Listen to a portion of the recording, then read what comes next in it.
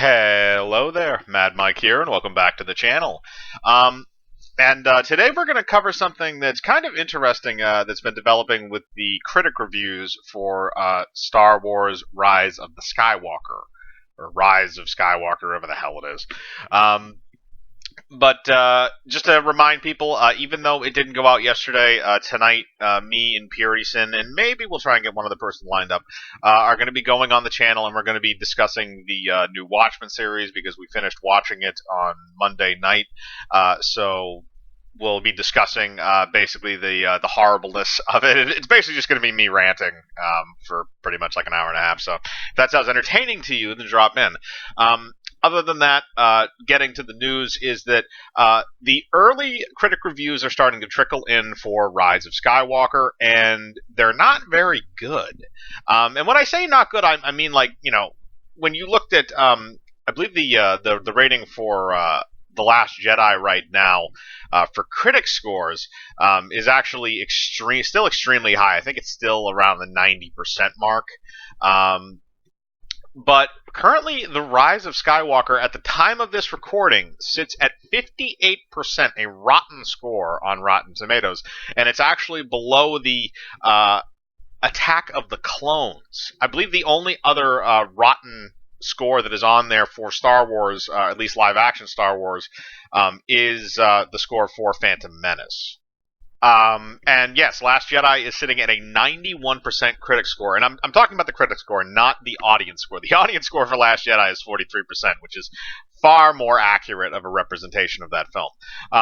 But currently, Rise of Skywalker, because there is no actual viewer scores in right now, since the film, I believe, premieres at midnight tonight, or midnight tomorrow night.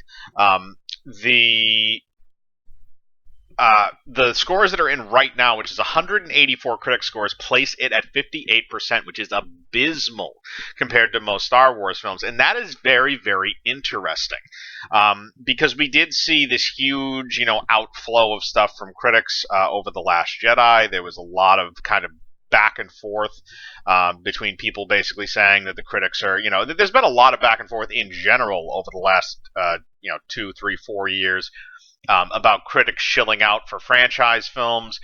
There was a leak, or not a leak, but there was a podcast that went off of Sci-Fi Wire, where a critic essentially admitted that they softball review larger, franchise type films so that they can get early access to other movies. And ultimately, it degrades the critic completely. And by seeing this is very interesting because, again, this is a big budget film. This is a Star Wars film. It's coming out of Disney. There's everything should say that these guys should be softballing this. And, a lot of them probably are. A lot of the major actual critics are probably softballing this pretty well.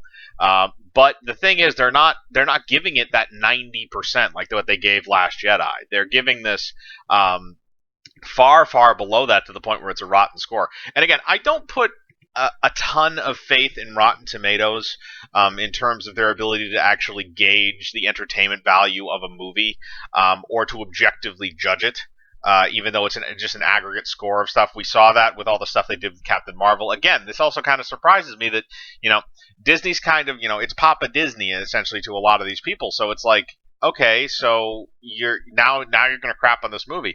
And it's odd to me, but it's also very telling, because here's the thing. If you have people that you believe are shills, that you believe are quote-unquote playing softball with large movie studios like Disney, then this would kind of go against the grain, or this movie is just so bad that these people don't want to risk any more of their credibility. And it's probably very telling of the final product. A lot of people have basically said that it's paint by numbers. I've been seeing a lot of things. It's like, oh, it's a satisfying end, but it's not a really inspiring one. It's kind of like one of those things, like, it feels like the way that this movie kind of wraps things up is your typical J.J. Abrams kind of paint by numbers or copy paste type of a script. So I could see this maybe going out somewhere like, I think they've already pulled everything from the original trilogy that they can really copy from at this point with the last two films. So I don't know really what J.J. Abrams has been trying to do with this, unless they find another Death Star or something. This will be the fourth one now. But it's odd to see this based on the track record of the critic reviews on Rotten Tomatoes. Now, I'd be very curious to see if the audience score matches up with that, because again, in a lot of these type of very decisive movies like Last Jedi or like the Star Trek Discovery, the new series there, the critics were giving them outrageously good scores, mostly just because of the virtue signaling and kind of the plots are very horrible for both of those films, but just because of the edginess, they give it a very high ranking score, and then the audience generally gives it a low ranking score. And we've seen it in the opposite direction too, where a lot of audiences really like the Orville, the Seth MacFarlane show, that I believe it's on Fox, that is supposed to be kind of like a Star Trek parody, and the critic score is abysmal, but the audience score is very high. So it's one of those other things, like audiences really loved it, but critics said no, screw you, because Seth MacFarlane's old news. But that's kind of a credit to Seth MacFarlane too, who appears to be a very big Star Trek fan. Probably also because he gets to work with Patrick Stewart as a voice actor.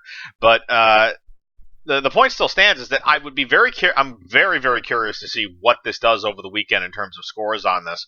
And I don't give it 100% credibility because, again, it is Rotten Tomatoes. We've seen the kind of the division between, what is actual fair scoring on the website, and what they're willing to do to make sure certain things have good scores.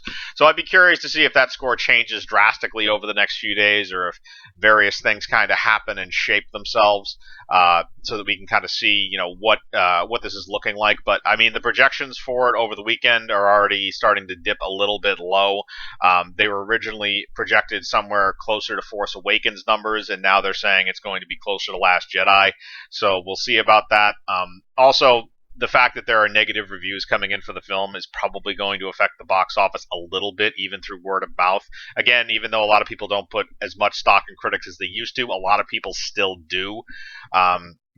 So it would be interesting to see if that does affect the weekend numbers, and if there is somewhat of a backlash to that. So again, it's just kind of an interesting thing that I noticed today, or that I came across, and it's it's a developing situation. It's something that I would like to keep an eye on. Maybe I'll make another video of it after the film's been out for a couple of weeks, to kind of compare and contrast what the numbers are that we're looking at both on Rotten Tomatoes, and for the actual, if that correlates with the actual monetary gain of the film. But I want to know what your opinion is. Do you think this is maybe the critics are finally turning on Disney, or do you think it might be that maybe this film is just so horrible they couldn't risk their credibility to say it's a good movie?